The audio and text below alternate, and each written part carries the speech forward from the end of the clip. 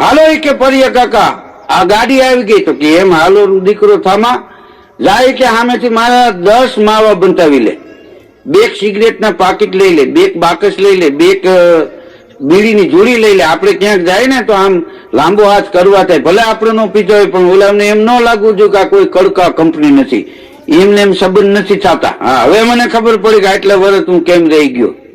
જા લેતો આવી 10 માવા. ઓલો પાન વાળાની દુકાને ગયો, એ કે પરિયા કાકાને 10 માવા બંધાવી દો, 2 સિગરેટના પાકીટ ને 2 જોડી બીડી, 2 બાકસ ને એ બધું બંધાયું. પછી કે કેટલા રૂપિયા આપવાના થયા? તો ઓલું કે 850. જગુ ખુમરી ખાઈ ગયું. એ કે આ 10 માવા ને 2 સિગરેટના પેકેટ ને 2 જોડી બીડી 850 રૂપિયા. એ કે આને 1.5 મહિનાનું બાકી છે. એ કહી ગયો તો હવે આવું તો હાઈરે ચૂકવી દે છે. હવે ઓલાને એની હગાઈ માન મેળ પડે માં તો પછી પરિયા કાકા નાય ન પડે 850 રૂપિયા ન્યા આપ્યા અને બેહી ગયો પરિયા કાકા હાઈરે, લાફો મારીને મોટું લાલ રાખે એમ.